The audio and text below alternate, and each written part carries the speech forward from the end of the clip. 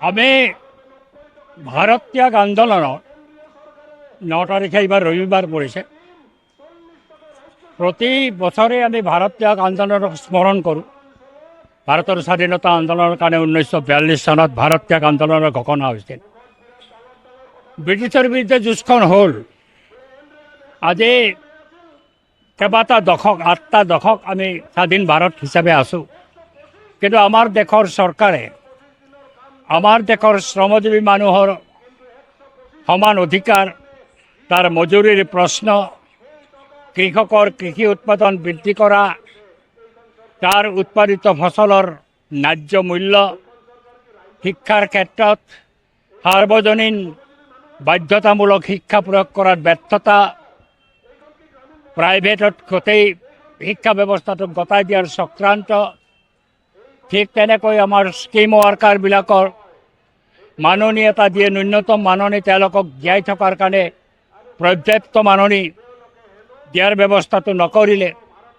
এনেকৈ সৰ্বক্ষেত্ৰত এইখন চৰকাৰ যেতিয়া ব্যৰ্থ হৈছে, এতিয়া শ্ৰমিকৰ আজি দিনমজুৰে ভৰ্তি হৈ গৈছে দেশখন। নিৰ্মাণ শ্ৰমিকে আৰম্ভ কৰি আজি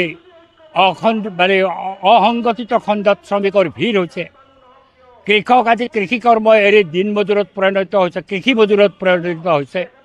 হৈছে। আমাৰ ৰাজ্য অসমত মই বিধানসভাত সেই তথ্য দাখিল কৰিছোঁ, এখন বিল আনি পেলাই, যে প্ৰায় কৃষি ক্ষেত্ৰত 20% কৃষক এতিয়া কৃষি মজুৰত পৰিণত হৈছে। তেওঁলোকৰ কোনো মজুৰিৰ ব্যৱস্থা নাই, নিৰ্ধাৰিত ব্যৱস্থা নাই। তেওঁলোকৰ কাৰণে এতিয়া 26,000 টকা মাহত মজুৰি নিৰ্ধাৰিত হোৱা দৰকাৰ। আজি স্কিম ৱৰ্কাৰবিলাকৰ মাননি, তেওঁলোকক দৰমহা নিদিয়ে।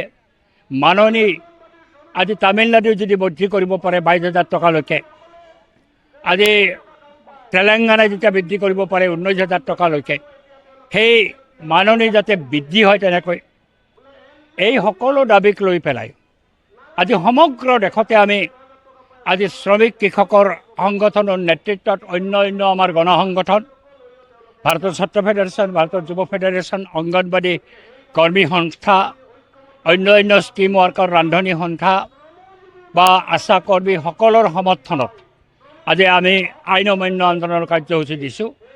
আৰু এইখন চৰকাৰ, ভাৰতীয় জনতা পাৰ্টীৰ চৰকাৰ, নৰেন্দ্ৰ মোদীৰ চৰকাৰ সৰ্বত্ৰ ক্ষেত্ৰত যিধৰণে ব্যৰ্থ হৈছে আজি দেখাই গৈছে।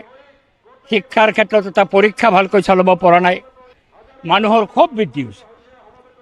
কিন্তু আজি এই নিৰ্যাতিত জনসাধাৰণৰ ক্ষোভকো আমি সংগঠিত ৰূপ দিব বিচাৰিছোঁ। আজি আমি সকলো জিলাত এনেধৰণে কৰিছোঁ, কিন্তু অচিৰেই এনে এটা দিন আহিব, এইখন চৰকাৰৰ সমস্ত জনসাধাৰণৰ নীতিক পৰাস্ত কৰাৰ কাৰণে মানুহ দিল্লীমুখে আগবাঢ়িব, ৰাজধানীমুখে আগবাঢ়িব, নিজৰ ৰাজ্যৰ ৰাজধানীলৈকে আগবাঢ়িব। এই ধৰণে স্বাভাৱিকতে আমিও আজি আপ্লুত হৈছোঁ যে এই আহ্বান দিয়াৰ লগে লগে আমাৰ জিলাখনত আজি প্ৰায় 1000ৰ অধিক বিভিন্ন অংশৰ মানুহ, শ্ৰমিক, কৃষক চব আহি পেলাই সমবেত হৈছে। এইটোৱে হৈছে আজিৰ আন্দোলনৰ মূল কথা। ধন্যবাদ।